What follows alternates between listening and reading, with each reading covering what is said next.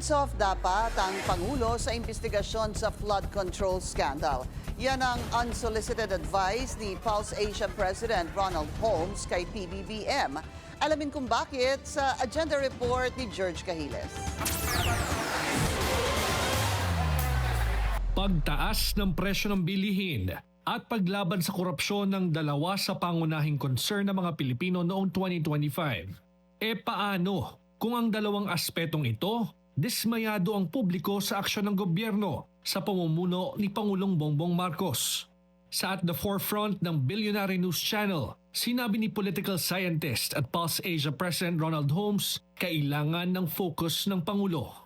With regard to the corruption cases, let the Ombudsman handle it. Because any involvement on the part of the President will definitely lead towards perceptions that there is some whitewashing. They can focus on will be the major concerns, which have been traditionally material welfare concerns, from high prices of basic commodities, pay, and jobs.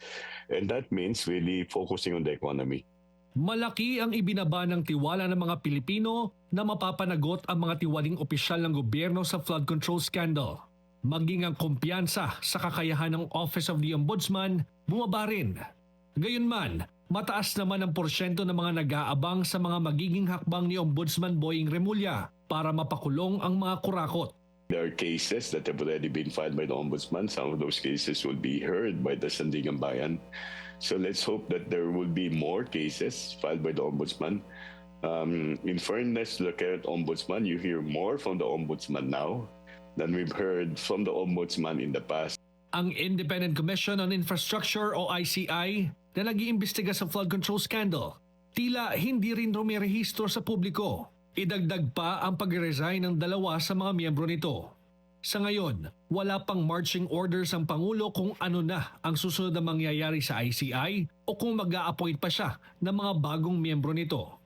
Wala pong anumang panag-uutos pa ang Pangulo, kundi ipagpatuloy pa rin ang kanilang mandato, ipagpatuloy pa rin ang kanilang pag-iimbestiga at maging fact-finding committee pa rin po sila. Kung tunggalian sa politika at persepsyon ng publiko ang pag-uusapan, ang anumang kahinaan ni Pangulong Bongbong Marcos ay puntos raw para sa bise. Bagamat hindi nadadawit ang pangalan ni Vice President Sara Duterte sa flood control scandal, ani Holmes, kailangang abangan ang mga mangyayari sa mga susunod na buwan kung magbabago ang persepsyon ng publiko sa pangalawang Pangulo. Lalo pat usap-usapan na naman ang impeachment laban sa kanya.